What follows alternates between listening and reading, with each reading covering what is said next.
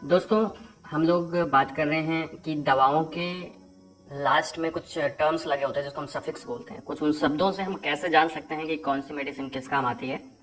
Next हम prefix पे भी वीडियो बनाएंगे, मतलब कुछ ऐसे शब्द जो कि पहले लगे होते हैं मेडिसिन के मूल शब्द के, तो उनसे हम कैसे पता कर सकते हैं कि कौन सी मेडिसिन किस काम में आ रही है। तो एक्चुअली मैं बहुत ज़्यादा डिटेल में मैं वीडियो नहीं बना रहा हूँ, बस आपको बता रहा हूँ कि क्या काम होता है। तो चलिए देखते हैं।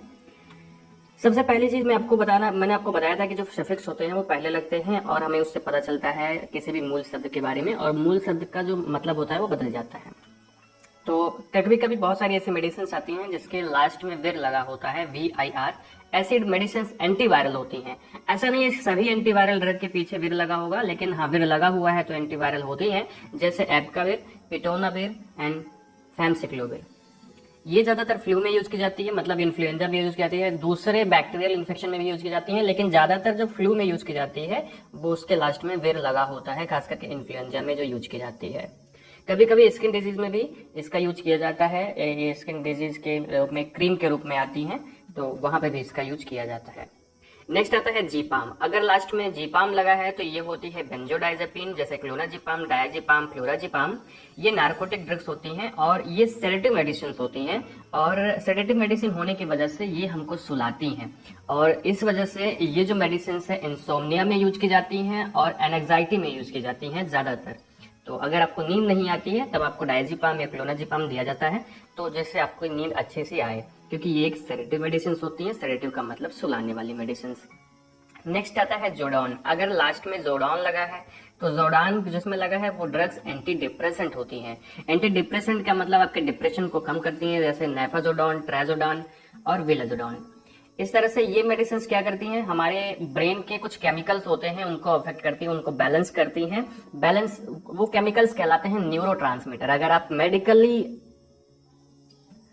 बैकग्राउंड से के स्टूडेंट हैं तो आपको पता होगा कि जो ब्रेन में केमिकल्स होते हैं दैट्स कॉल्ड न्यूरोट्रांसमीटर, तो उनको बैलेंस करके हमारे मूड और हमारे इमोशंस को अफेक्ट करती हैं ये दवाएं, ये मेडिसिन। ठीक है, ये हमारे स्लीप, एपिटाइट और कंसंट्रेशन को भी इंड्यूस करती हैं। इंड्यूस करने का मतलब उसको बढ़ाती हैं, स्लीप को बढ़ाती हैं, एपिटाइट को बढ़ाती हैं, कंसंट्रेशन को भी बढ़ाती हैं।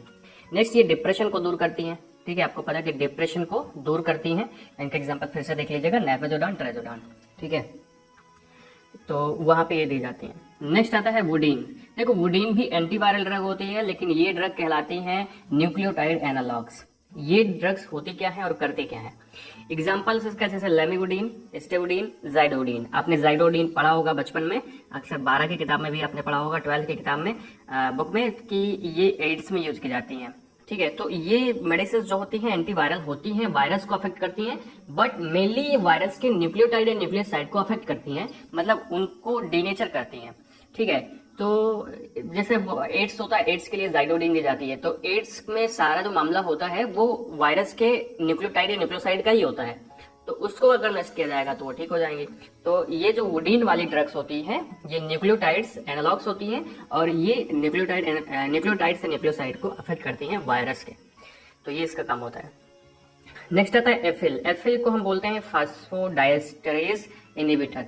फास्फोडाइस्टरेज इनहिबिटर, फास्फोडाइस्टरेज क्या करता है कि एक्चुअली ये वैसोकॉन्स्ट्रिक्टर का काम करता है एक तरह से। ठीक है, जैसे एवानाफिल, अगर एफिल लगा हुआ है तब, जैसे एवानाफिल, सिल्डेनाफिल और टेडेलाफिल। तो ये जो मेडिसिन होती हैं जिसमें एफिल लगा होता है ये फास्फोडाइस्टरेज इनहिबिटर होती है। काम इनका क्या होता है, मैं बहुत ज्यादा डिटेल आपको नहीं बता रहा हूँ, मैंने बोला था मैं सिर्फ आपको काम बताऊंगा। तो काम इसका ये होता है कि ये ब्लड वेसल्स की वैसोडाइलेशन करता है, मतलब वैसोडाइलेशन को प्रमोट करता है। वैसोडाइलेशन का मतलब उसके डायमीटर को बढ़ाता है, उसके व्यास को बढ़ाता है। जो ब्लड वेसल्स होती है ना उसके व्यास को बढ़ा देता है। ठीक है, तो वहां पे यूज होती है। दूसरी, ये स्मूथ मसल्स को रिलैक्स करता है, जैसे हार्ट की मसल्स हैं, लंग्स की मसल्स हैं, या फिर जेनाइटल्स की मसल्स हैं, मतलब जननांगों की मसल्स हैं, तो उन सबको ये रिलैक्स करता है। नेक्स्ट आता है बाइसिन। बाइसिन होता है जिस एक्चुअली रूबिसिन या बाइसिन आप दोनों बोल सकते हैं। अगर किसी भी मेडिसिन के अंत में लगा है तो ऐसे ड्रग एंटी नियोप्लास्टिक ड्रग होती है। नियोप्लास्टिक का मतलब होता है कि न्यूली होने वाली ग्रोथ जो बहुत तेजी से होती है, जिसको हम ट्यूमर भी बोलते हैं। तो इसका एग्जाम्पल जैसे है डॉक्सोरूबिसिन, इपिरूबिसिन और ब्रैलूबिसिन। ठीक है, तो ये जो क्या करती हैं, ये जो एक्स्ट्रा डेवलपमेंट होती है जैसे ट्यूमर है उसको प्रिवेंट करती हैं और कैंसर के ट्रीटमेंट में यूज होती हैं। जो वाइसिन या रोबिसिन ड्रग होती है ये एंटी न्यूप्लास्टिक ड्रग्स होती हैं। तो ये सारे एग्जांपल्स आप लोग याद कर लीजिएगा। आप अगर पढ़ाई वाले हैं तब भी आपको काम आएगा, और अगर आप वैसे भी काम करते हैं तब भी आपको काम आएगा। नेक्स्ट है साइकिलिन। साइकिलिन को हम लोग बोलते हैं, ये एक एंटीबायोटिक है। इसमें ये एक्चुअली टेट्रासाइक्लिन एंटीबायोटिक होता है। यहाँ पे एंटीबायोटिक है एक्चुअली। टेट्रासाइक्लिन एंटीबायोटिक के लास्ट में साइक्लिन लगा होता है, जैसे मिनोसाइक्लिन, टेट्रासाइक्लिन और डॉक्सीसाइक्लिन।